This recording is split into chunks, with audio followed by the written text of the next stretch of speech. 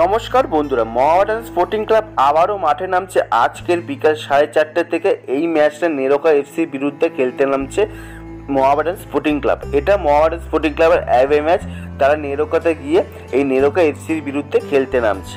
বর্তমানে Mohammedan sporting club যথেষ্ট ফর্মে রয়েছে এবং ভালো পারফরমেন্স করছে, যার ফলে এই ম্যাচটা জেতার জন্য মোহামেডান স্পোর্টিং ক্লাবকে অতটাও কষ্ট করতে হবে না। তার কারণ এই মুহূর্তে নেরোকা এফসির পজিশন খুবই খারাপ।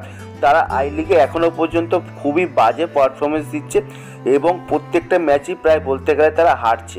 তারা এখনও পর্যন্ত 17খানা ম্যাচ খেলেছে এবং মাত্র 7টা পয়েন্ট সংগ্রহ করতে পেরেছে, যার ফলে বুঝতে পারছো এই ম্যাচটা মোহামেডান স্পোর্টিং ক্লাবের জন্য খুবই ইজি 3 পয়েন্ট পাওয়ার জন্য।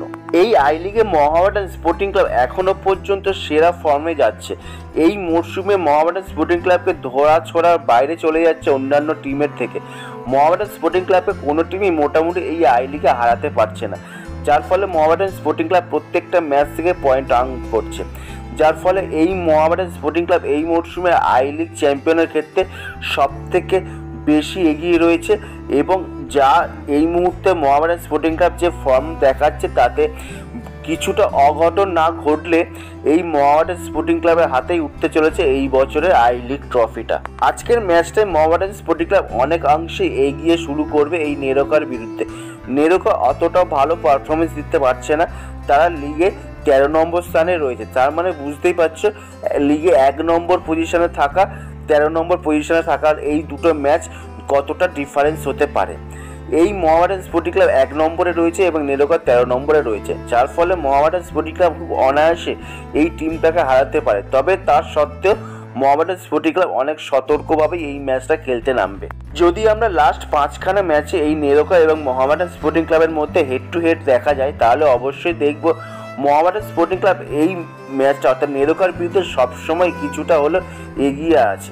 নেরোকা একটা ম্যাচ জিতেছে, একটা ম্যাচ ড্র হয়েছে এবং 3টে ম্যাচ মোহামেডান স্পোর্টিং ক্লাব জিতেছে, যার ফলে বুঝতেই পারছো কতটা দাপটের সঙ্গে এই নেরোকার এফসির বিরুদ্ধে খেলতে নামবে এই মোহামেডান স্পোর্টিং ক্লাব।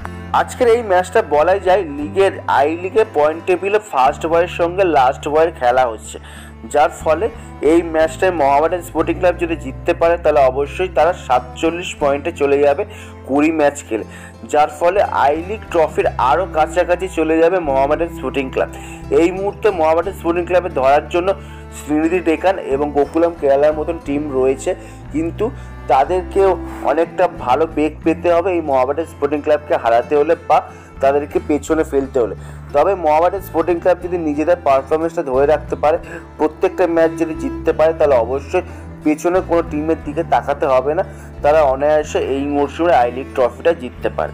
তোমরা অবশ্যই কমেন্ট করে জানো আজকের ম্যাচটা জিতবে কে, নেরোকা এফসি নাকি মোহামেডান স্পোর্টিং ক্লাব? অবশ্যই কমেন্ট করে জানো। এই ভিডিওটা এই পর্যন্ত যদি ভালো লেগে থাকে তাহলে অবশ্যই লাইক, শেয়ার অ্যান্ড কমেন্ট করো এবং অবশ্যই চ্যানেলটিকে সাবস্ক্রাইব করো।